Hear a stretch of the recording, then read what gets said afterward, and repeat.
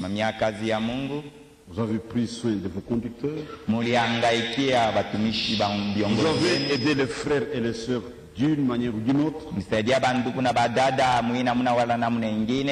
Soyez rassurés que tout ce que vous faites au nom du Seigneur, il y a une récompense. Que Dieu puisse bénir. Qu'il bénisse aussi vos travaux. Et qui vous accorde la grâce de persévérer dans la foi. Jusqu'à son retour. Je remercie aussi tous mes collaborateurs.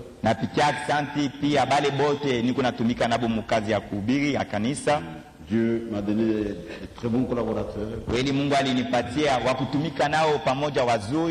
Nous travaillons tous à l'œuvre de Dieu. Et le corps de Christ est comparé à un corps. Chacun de nous est un membre du corps de Christ. Un seul membre ne suffit pas.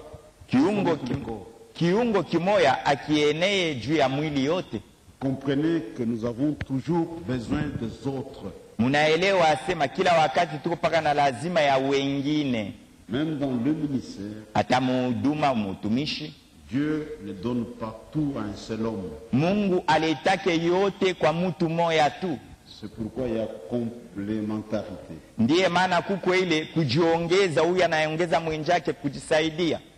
Que le Seigneur puisse bénir et qu'il vous récompense chacun selon sa fidélité. Encore une fois, nous remercions aussi le Seigneur. Parce que tout au long de l'année, il nous a tous gardés dans sa parole. Et pour nous, plus le temps avance,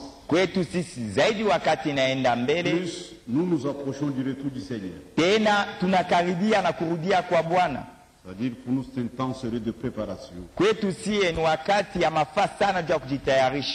Et Dieu dans sa grâce, il a envoyé une parole de préparation. Nous sommes dans le cadre de Dieu pour notre préparation. Si quelqu'un rate le retour du Seigneur de Jésus-Christ, il portera seul toute la responsabilité. Dieu nous a tout donné. Et Dieu veut réellement aider son peuple. Ce matin, le Seigneur est bon. Il nous a donné une belle matinée. Nous le remercions pour cela. Nous allons écouter la parole de Dieu. Et je crois vers 12h30 ou 13h, nous serons ici pour le lavage des pieds. Ça prend aussi beaucoup de temps. Peut-être vers 17h ou 16h30. Pourrons passer à la distribution du pain, du vin.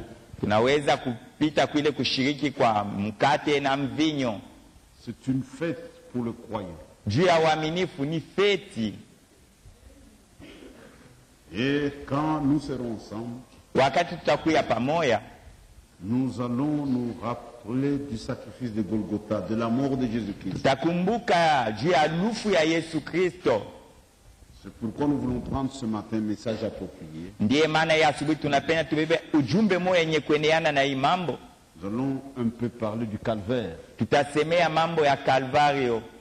Lèvons-nous pour lire la parole de Dieu. Nous lisons dans Matthieu 27.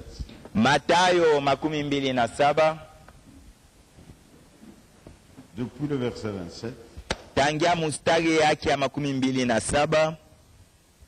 Jusqu'au verset 54.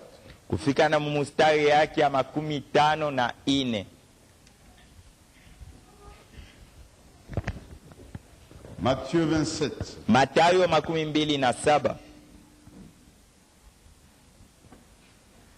Le soldat du gouverneur conduisit Jésus dans le prétoire et ils assemblèrent autour de lui toute la cohorte. Waaskari waliwali wakaongoza Yesu mfashi ya kusambisha na wakakusanya pale ile kundi yote ilikuwa pale ya kusambisha ya wakubwa. Ils lui ôtèrent ses vêtements et les couvrirent d'un manteau écarlate. Wakamuondoa mavazi yake na wakamuvika koti moya ya mwekunda. Ils tressèrent une couronne d'épines qu'ils posèrent sur sa tête et ils lui mirent un roseau dans la main droite. Puis s'agenouillant devant lui, il le railla en disant: Salut, roi des Juifs. Wakasuka taji ya miba, wakatia pa kichwa yake, kisha wakachukua vitete moya wakatia mkono yake ya kuume, na wakapiga magoti sasa mbele yake wakimchekelea na kusema, Salamu, mfalme wa Wayuda. Et ils crachaient contre lui, valaient les roseaux et frappaient sur sa tête. Walikuwa wakimtemea mate, wakichukua ile litete wakimupika mkichwa yake. Après s'être ainsi moqué de lui, ils lui ôtèrent le manteau, lui remirent ses vêtements, l'amenèrent pour le crucifier. Kisha kumchekelea muinamuna, wakamutosha ile koti, wakamurudishia mavazi yake, na wakamupeleka kule juu ya kumutundika. Lorsqu'ils sortirent, ils rencontrèrent un homme de Cyrène appelé Simon, et ils le forcèrent à porter la croix de Jésus. Wakati walipotoka juu ya kwenda, wakakutanishana mtu mmoja wa Kusireni jina lake Simon, naye wakamukaza achukue ile msalaba ya Yesu. Arrivé au lieu nommé Golgotha, ce qui signifie le du crâne, ils lui donnèrent à boire du vin mêlé de fiel, mais quand il eut goûté, il ne voulut pas boire. Walipofika mahali pale wanapoita Golgotha, maana yake mfupa ya kichwa, pale wakamupa pahali ya maji ya kunywa, wakamupa siki, lakini wakati alipoionja asikuikunywa. Après l'avoir crucifié, il se partageait ses vêtements en tirant au sort, afin que s'accomplisse ce qui avait été annoncé par les prophètes. Ils se sont partagés mes vêtements et ils ont tiré au sort ma tunique. Kisha kumsulubisha pale wakagawanyana mavazi yake na wakapika kura ile kanjo yake nzuri. Kwa hivi itimie ile nabii aliposema, waligawanyana mavazi yangu na walipika kura ile kanzo yangu. Oui, ils s'assirent et le gardèrent. Kisha bakaikala na bakaanza kumtazama. Pour indiquer le sujet de sa condamnation, on écrivit au-dessus de sa tête: Celui-ci est Jésus, le roi des Juifs.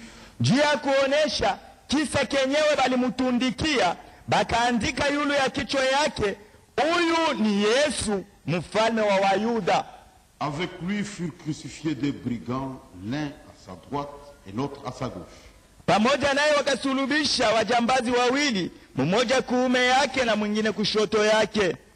Le passant l'injuriait et secouait la tête en disant: Toi qui détruis les temples et qui le rebâtis en 3 jours, sauve-toi toi-même si tu es le Fils de Dieu, descends de la croix. Wapitaji wa munjia walikuwa wakimchambula na kutingiza kichwa mkusema, wewe ule onekalaka unabomoa hekalu na kuijenga tena masiku 3, ujiokoe mwenyewe, kama wewe uko mwana wa Mungu, shuka kumsalaba.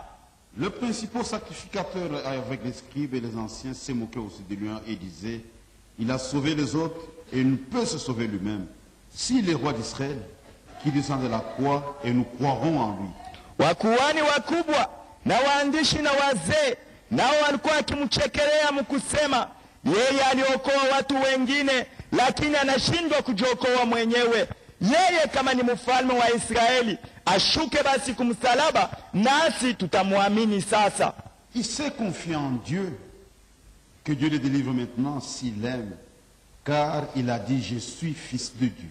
Alimtumainia sana Mungu, basi Mungu amokoe sasa kama Mungu anamupenda, sababu alisema yeye mwenyewe ya kuwa eko mwana wa Mungu.